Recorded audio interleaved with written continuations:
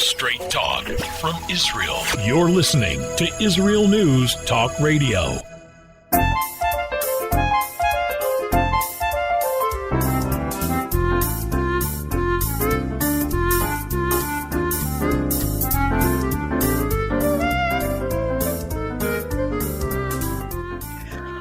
Good morning, good morning. My name is Andrea Simintov, and you are listening to Pull Up a Chair on IsraelNewsTalkRadio.com, the only website your computer should be set on. Okay, wait, I'm trying to shut we're still working from these home studios, and at any moment I expect to hear the coffee pot going and the dogs start barking and the neighbors, well, I don't know what the neighbors are doing. Okay. So it's a beautiful day out here. We are today, apparently, I forgot, forgive me, to all my friends in the U.S. listening, happy Thanksgiving. Thanksgiving was for me a very pivotal event in my year growing up. And I would say that it is really the day of what we call in Hebrew, Achdut Legamre, huge brotherhood. And I'm a product of New York City public schools in the 1950s, the 1960s. And man, oh man, we did Thanksgiving. And there is so much for all of us to be thankful for. Which reminds me, before we even get into the show, and the show is all about free will, is there really such a thing? Can we really, choose sometimes defiantly against the odds? I don't know. I'd like to know what you think. The chat room is open. Please jot me a note in the chat room. Tell me where you're listening in from. And that could be a lot of fun. So again, good morning to the US, to Israel, to Canada, to the UK, Germany. Spain is listening in this morning. France. Maybe you can help me in France. It says both France and metropolitan France. So if you know the difference, let me know. And good morning, Switzerland and Nigeria. Where have you been, Nigeria? I didn't see you the last 2 weeks. All right. When we come back, we're going to be talking about what the Torah says about free will, Thanksgiving, the Parsha, looking good, feeling great, and where we find Torah in each little corner of the world, and it doesn't have to be wrapped in parchment and wood. My name is Andrea Simintov. Guess what?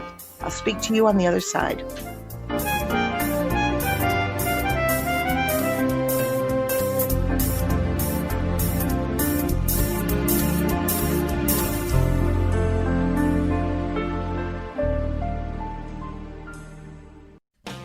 How did a nice Jewish girl from Delaware end up living in Israel? Shalom, I'm Natalie Zapinski. Join me on my show, Returning Home. Meet different people who have moved to Israel. Hear their personal stories, their highs, their lows, and everything in between. Each week, we talk to experts on immigration and the process of moving to Israel. Listen to Returning Home every Thursday, only on Israel News Talk Radio.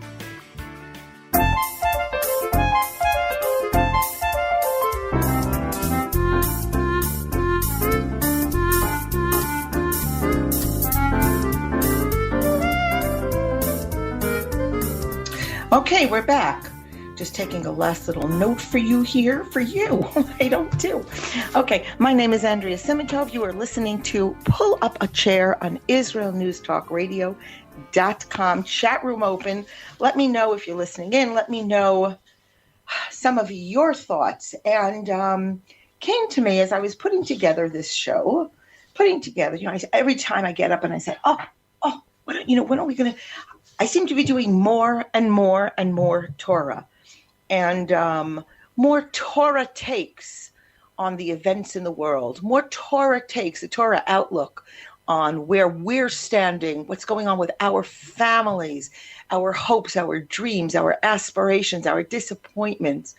And I thought to myself, wow, the show has really evolved. I do believe, and there's a little bit of a confessional here, we're getting up to the Gregorian New Year, where we make New Year's resolutions. Well, some of them, I don't make New Year's resolutions. But I'm thinking to myself how the show has evolved. And I think that at the beginning, oh my gosh, I think it's almost 3 years ago, 2.5, 3 years ago, I can say honestly that I used to try to compete. I would try to compete with discussing things that were newsworthy, worthy of discussion, to get everybody riled up, to get everybody's political passions roiling and boiling and moiling.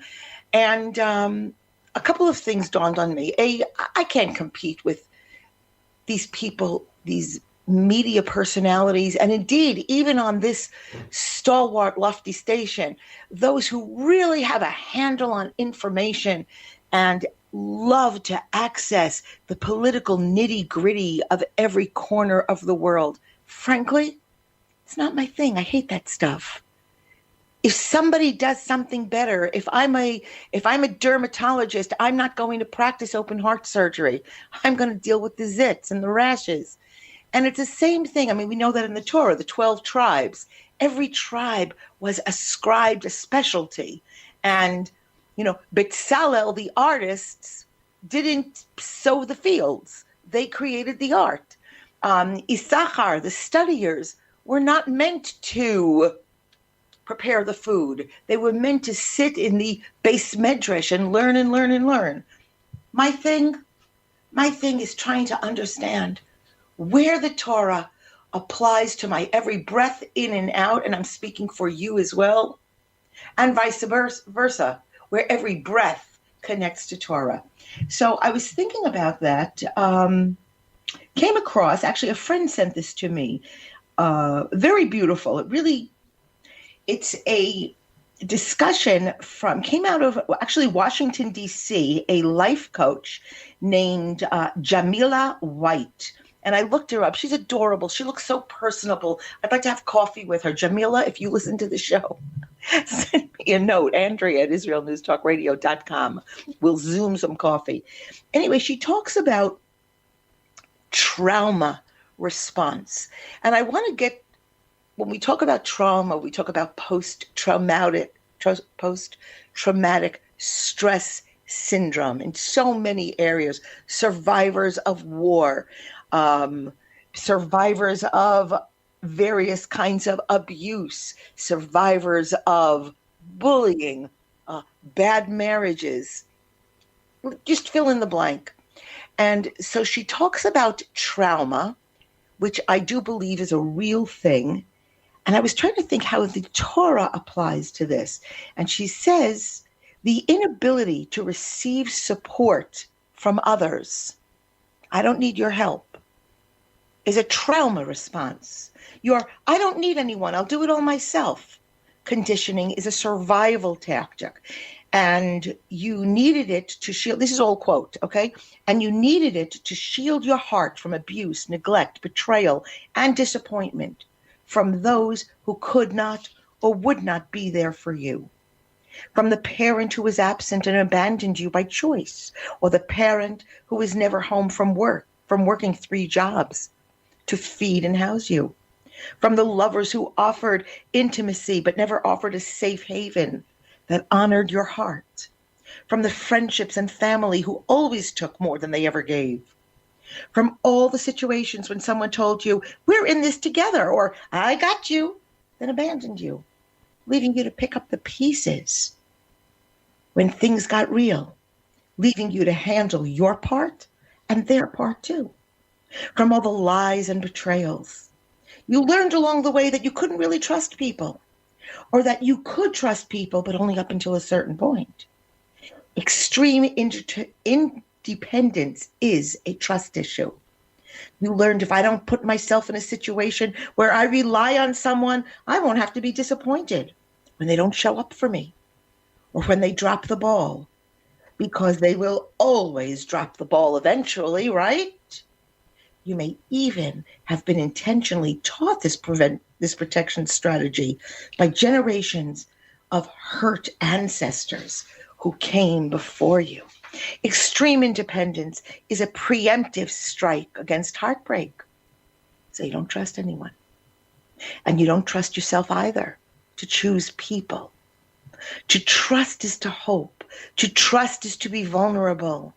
Never again, you vow. But no matter how you dress it up and display it proudly to make it seem like this level of independence is what you always wanted to be, in truth, it's your wounded, scarred, broken heart behind a protective brick wall, impenetrable. Nothing gets in. No hurt gets in. But no love gets in either. Fortresses and armor are for those in battle or who believe the battle is coming. It's a trauma response. The good news is trauma that is acknowledged is trauma that can be healed. You are worthy of having support. You are worthy of having partnership. You are worthy of love. You are worthy of having your heart held. You are worthy to be cherished. You are worthy to have someone say, you rest, I've got this, and actually deliver on that promise. You are worthy to receive. You are worthy to receive. You are worthy. You don't have to earn it. You don't have to prove it. You don't have to bargain for it. You don't have to beg for it. You are worthy. Worthy. Simply because you exist. My friends, if life coach Jamila White, who I never left, did not give us Torah, that I don't know what it is. Notice that the word deserve, you deserve this. I deserve to be listened to. I deserve to have my feelings acknowledged. Never mentioned. There's no such thing. Deserve is a self-imposed concept. It's why Judaism tells us to daven, to pray with a minyan, with 10 people. Maybe 10 people you don't know. Maybe 10 people you don't like. We are forced to connect. No man is an island. I think I said that on another show. It was another song. No man is an island. No man stands alone. Each man's joy is joy to me. Each man's grief is my own. We exist. We are worthy. But that's not where the work ends. It's where it starts. Had to share that with you. And if you want me to send a link to that, just send me a note. I would be very happy to share that. I absolutely love that. Okay. The Parsha this week, I know we do Parsha at the end, but we do Parsha all the way through because we live, we breathe.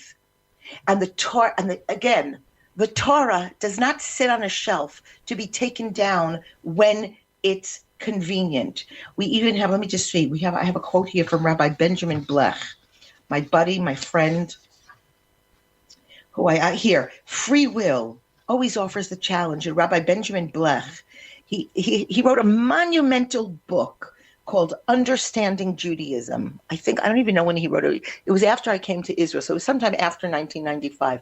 Beautiful book, Understanding Judaism. And if you go to page 214, which I did, and I get to my if I have the time, I'll study some Torah. I got to work that Torah thing in. And Rabbi Blech says to us, Torah cannot be studied last. It has to be a priority. If it comes first, then Torah study will lead to action. One's entire life will be transformed.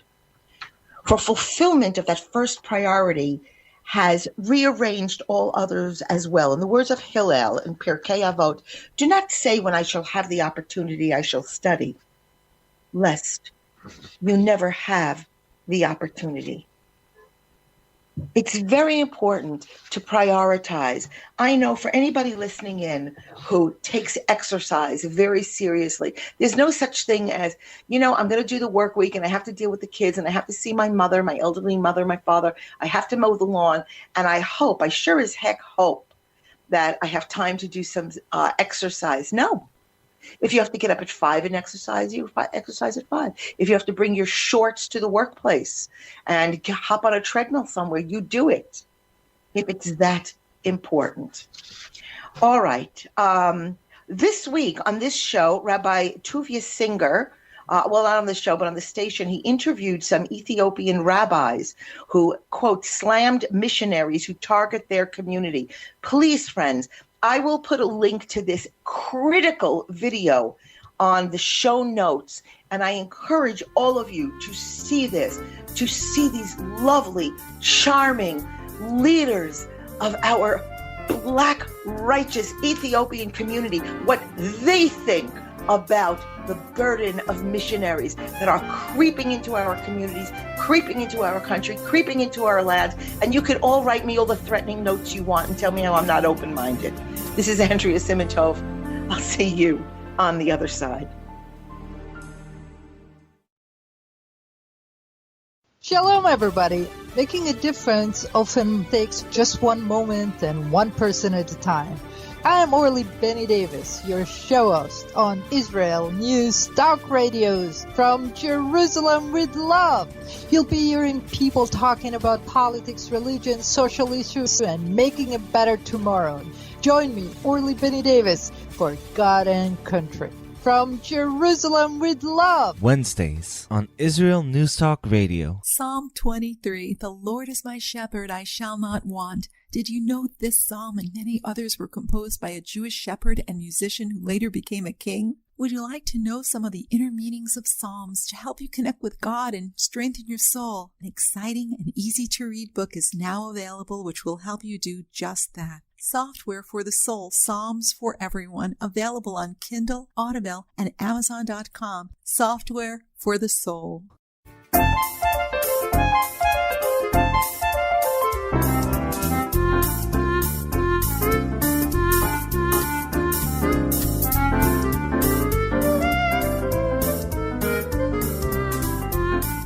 And we're back. Andrea Simantov, pull up a chair on IsraelNewsTalkRadio.com. Okay, I made a mistake. I saw the video, but I didn't see it on the station. Rabbi Tovia Singer, his video, I will put the link because it's a very critical video to hear these rabbis, these lofty rabbis speaking. But Rabbi Singer is no longer on IsraelNewsTalkRadio.com. He is pursuing other adventures. All right, in my head, I had music coming up out of nowhere. And again, I'm telling you, if we just relax and let our hearts take us, I'm remembering, I don't know how many of you are my age. Who alive is still my age? Anyway, I remember the opening, remember Hair, the Broadway musical. It was groundbreaking. People got naked on the stage. They didn't even listen to the words. They only wanted to see naked people on the stage. Anyway, there's a rainstorm scene and it opens up. I'm not going to tell you all the lyrics, but it's reminding me of these COVID days. And the lines go, we starve, look at one another short of breath, walking proudly in our winter coats, wearing smells from the laboratories, facing a dying nation of moving paper fantasy, listening for the new told lies. And I was thinking about that because I just became aware that when my husband gets home from work at the end of the day, I look at him, I put out dinner, very traditional household, with my Betty Crocker apron. And I sit and I say, is there anything I need to know about? What's new? What's new in the world? And he sits and he says, nothing, same as yesterday, uses an expletive, same, different day.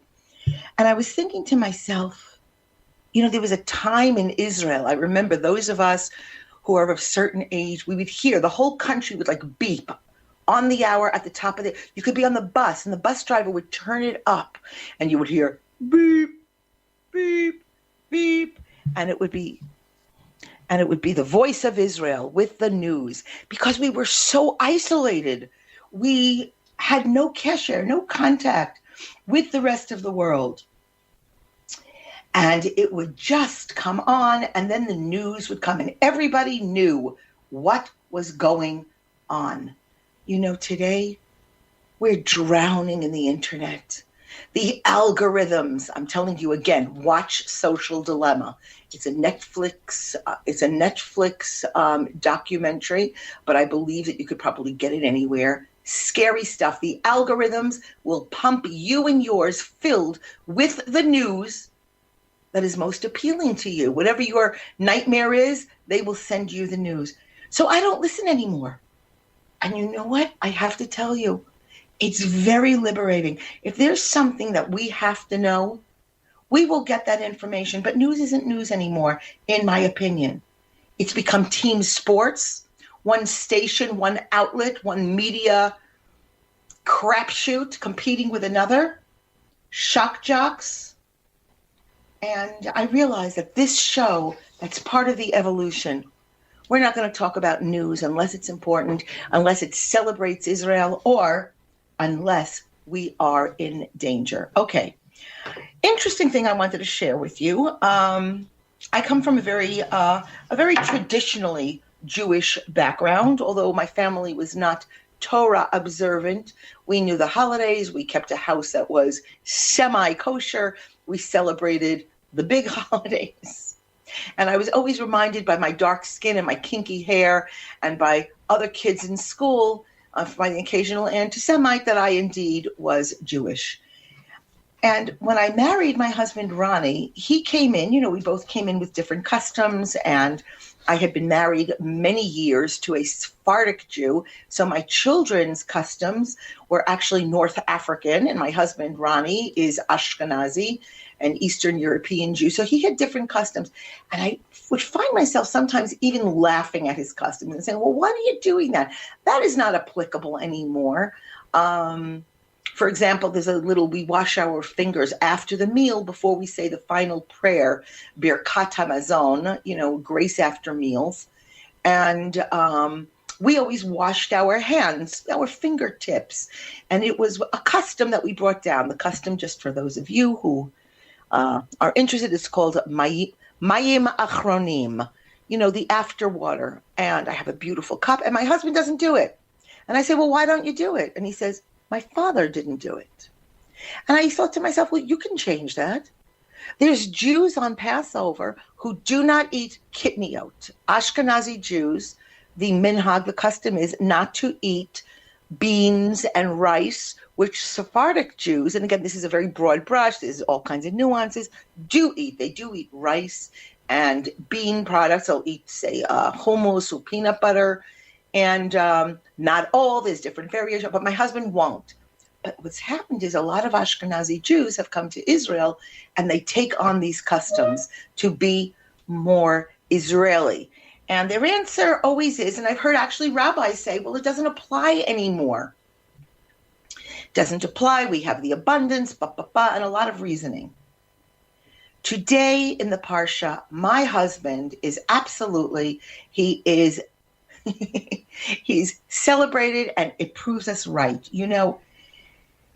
It brings down in the Torah that Abraham's servants dug a number of wells. We know that in Beersheba, I don't know if there's an English way of saying it, but it's the city of 7 wells. And what happened was they dug 7 wells, but later on, the Philistines came along, they seized them by force, and they filled them with earth. And what was their answer? They said there were military concerns. These wells are, dangerous to national security. Yitzchak, Isaac, however, he redug the wells, and he gave them the same names as his father, Avraham, had given them. What are we learning from this? There's no extra words in the Torah. The Torah doesn't say, oh, by the way, here's a musical interlude for your entertainment. If it doesn't say it, it doesn't have the meaning we need. There's no intrinsic lesson. It teaches us that a parent must keep that a person must keep the customs of their parents and shouldn't change them. Even in such a trivial manner as naming the wells. Yitzchak did not change the custom of his father. I was thinking about that. With all this political correctness, they're tearing down statues. They're renaming streets and cities. History is being ripped down, ripped apart, reassessed, rewritten, instead of being seen as it is. And I realize that in Jewish tradition, we keep these customs so that not just my husband keeping the custom of his father, who kept the custom of his father somewhere back in Lithuania in a little town called Slobodka. But that my husband's son and grandsons will keep these customs and be able to share them at their Sabbath tables and holiday tables over time, which indeed keeps us always connected. We're not supposed to blindly reinvent the wheel or redig or refill the wells just because it suits us. Another interesting thing I wanted to bring down for those of us who, I just love these. I come across these little parsha, what I call them is like parsha pecks, parsha, a kiss on my cheek, which makes the Torah so alive as we sojourn through the book that unites the entire world, indeed the blueprint of the world. And came across this. God, Hashem, is not like earthly kings. If one gives a magnificent gift to an earthly king, well, one is not certain whether or not that king is going to accept the gift. And even if he accepts it, are we certain that we're going to actually be granted an audience with the king?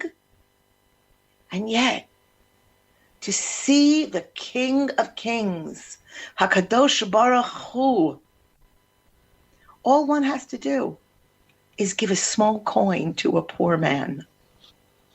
It's written in the Torah, after I have done righteousness, I shall see thy face. And this is where, my friends, we get the custom that before we pray, generally the morning prayers, I know, you put a coin. You put a coin in the tzedakah box, in the charity box that you keep in your home and empty out periodically and give. You give a little tzedakah, and you yourself are granted an audience with the king. All right, we're winding down here on this chapter, so I don't want to hit into something very heavy doing. Very interesting.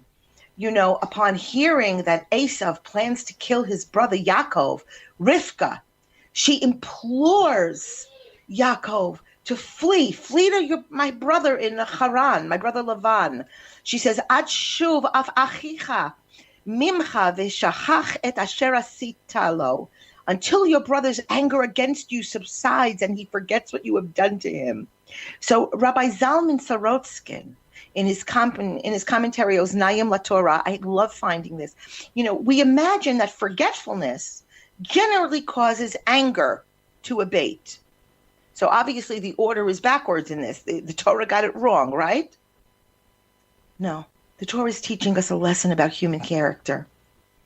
As long as a person keeps that anger burning, holds on to it, keeps the rage, unable to forget a wrong done to him, he's going to steam and forgiveness is not possible.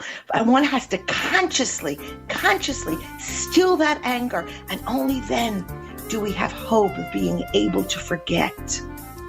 Rabbi Pinchas Horowitz footnotes these words by adding, in human relations, there is mutual reciprocation. Love breeds love, and hatred breeds hatred. See you on the other side.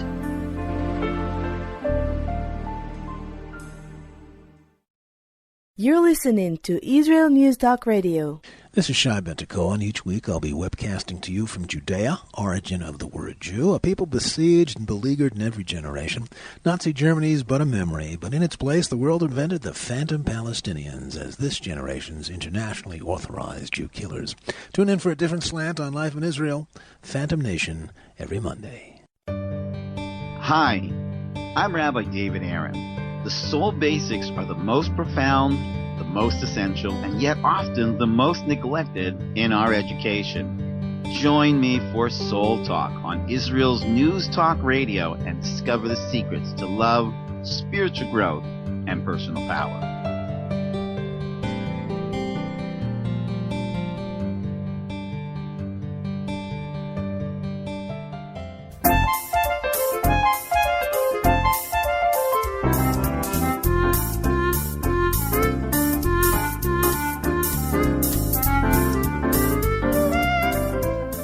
Okay, we're back. Moving right along. Andrea Simintov, pull up a chair on IsraelNewsTalkRadio.com. Very, very troubling parsha. I must admit that whenever I get into a sort of a more liberal mindset, I'm telling you, have a hard time with this. I have a hard time with Rivka. Ha'ima Shalano, our mother Rivka. I'm a mother myself of 6 children. And how many of us in these days struggle to provide parity, to parent equally, to give the same love. What was it in the I can't remember which it was. I think it was Brown versus Board of Education, New York City Public Schools, separate but equal. Just mind wandering. I have a hard time with Rivka in this one. And yet it behooves us to question, must perfect parents produce perfect children? You know, this week's Parsha, forgive me for using the word perfect again, it's a perfect illustration of this truism of life and family. There's very little that Yitzchak and Rivka could have done to reclaim Esav to their way of life and level of morality. He was, I don't know, are we allowed to say that someone is incapable of moral improvement from the moment they're born? I'm not going to go there. But, you know, maybe there existed then, just a thought, Rabbi Beryl Wein brings this down, and maybe there still exists a great debate about whether, you know, genetic makeup or social and family environment determine our children's personalities and behaviors. But you know what? No matter how much we judge the question, again, it's very perplexing. It's even a little bit unthinkable that Yitzchak and Rivka parented Esav and raised him in this holy home. Again, freedom of choice. Here we have the Torah's prime example that children and all human beings possess it. Parents berate themselves. I don't know about you guys listening in. I know that I have been kept awake many nights. Where did I go wrong? My child is acting out so badly. He's a source of great shame to me. But you know what, to be fair, are parents really to blame for free-willed wickedness of their offspring? Maybe we ascribe too much power to parents in raising children. You know, okay, family, environment are important, but a child's choices are going to trump all factors and circumstances around that. Here we have an Esav emerging from the house and family of Yitzchak and Rivka. So the Torah's message to us in this, again, the message that we are not allowed to ignore. It's a blunt message. It's a harsh message. There are no guarantees or perfect successes in raising children. We've been given the task, but we weren't given licensing at the same time. We could also say that Avraham fathered Yishmael. Maybe it was Hagar's influence that formed him. But what can we say about the house of Yitzchak and Rivka that could produce an Esav? The Torah poses for us these unanswerable questions of life that we encounter daily. Indeed, it's not our jobs to reach the answers. It's our job to wrestle with the questions. And it never really provides us with satisfactory answers. I don't know about you, but this is the nature of life itself and the mystery, uncertainty, unpredictability. Why do righteous people suffer and evil people prosper? This lies at the roots of the struggle in belief and faith and adherence to God's will. And just as if we read in the book of Eov, the book of Job, the Lord chooses, so to speak, not to answer that question. The Torah doesn't explain to us how an Esav can arise from the house of Yitzchak and Rivka. What it says is that an Esav can arise from the house of Yitzchak and Rivka. Apparently, just to notify us that it occurred, and by inference, it teaches us that other inexplicable things will happen in Jewish history and human history. Esav, whether he's genetically influenced, environmentally influenced, he was a free agent. We all are. He had the option to choose between good and evil, peace and violence, compassion, cruelty. Those choices were his and his alone to make. Somehow, heaven also must have taken this into account, and also taken into account the heartbreak of Yitzchak and Rivka over Esav's behavior. There's a tendency in this world, I see it all the time.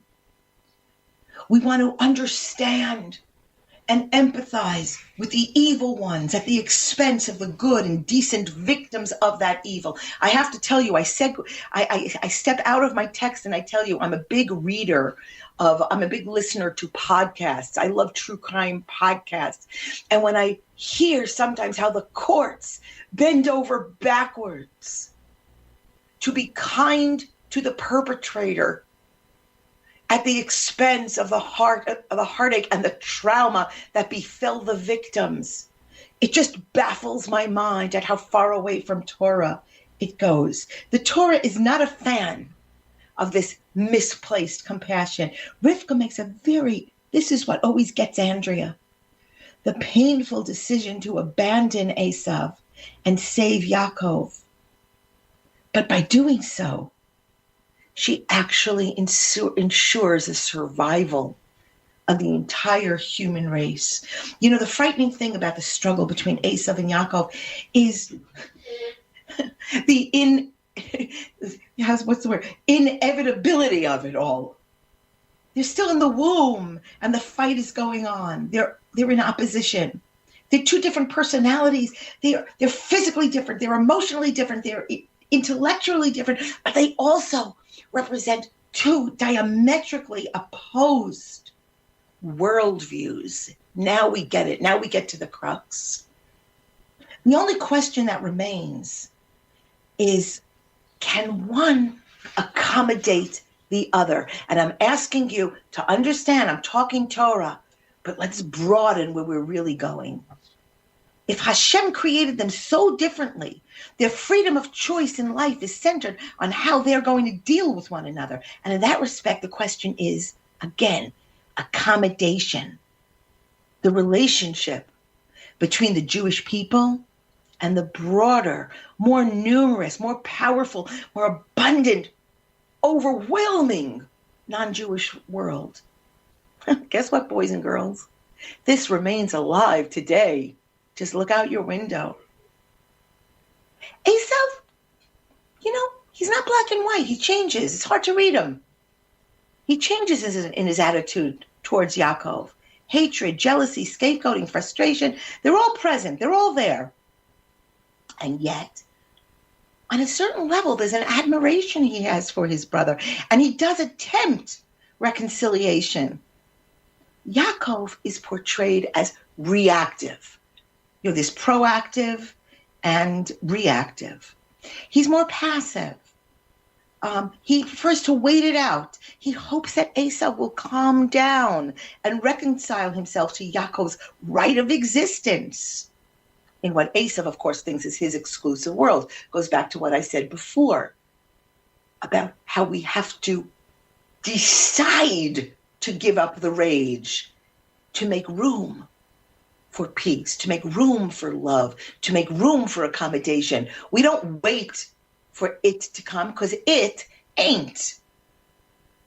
Now the question arises. In reality, it's a question of all ages. Is there room in this world, especially in this shrinking world, the world has gotten smaller, for Yaakov and Esav to coexist peacefully? One would hope so, although history totally suggests otherwise. It's a forever rivalry. The Torah is pretty much non-committal about the causes and the true sources of Esav's rage. Even though what it says is that the rage is there. Yaakov purchases the birthright. It's also legal. And the subsequent preempting of his father's blessings, this is supposed to be the cause of the displeasure. But the fact is that only superficialities. If the blessing wasn't it, if the birthright wasn't it, and Esav would have found his rage. The hatred was there from the beginning, from the moment of their conception, even though there had been no incidents between them. They hadn't yet occurred. The Torah takes for granted that this is the way it's going to be, and it accounts for a great degree for the almost traditional Jewish attitude of fatalism regarding the behavior of the non-Jewish world toward Jews. I happen to agree with Rabbi Shimon Bar Yochai, who states in the Talmud that it is a given rule that Esav hates Yaakov. Although I have to tell you, there are other opinions in the Talmud. The other opinions build museums of tolerance. I personally think that it's a waste of time. Let's accept and move on. After the horrors of the Holocaust, you would have thought that the world got it. Perhaps Esav had finally reformed and seen that his evil ways were not the way of the peace-loving future. Well, guess what, boys and girls? Not exactly true. Indeed, we should minimize the frictions, but realize that we're dealing with a millennia-old problem. It can't be wished away, papered over. Faith, fortitude, recognizing indeed our own self-worth and what we are worthy of. These are the strongest weapons in our ongoing arsenal to bring Esav to reconciliation and harmony. Let's agree to think about it and to live our peace, because the only thing that can't be copied, imitated, is truth. Shabbat Shalom u'mivorach from Jerusalem. Israel News Talk Radio's chat room. Just click the orange button at the top of the IsraelNewsTalkRadio.home page, log in as yourself or an anonymous guest, and join in on the fun. You'll meet other listeners from all over the world who listen to Israel News Talk Radio, and you can make new friends.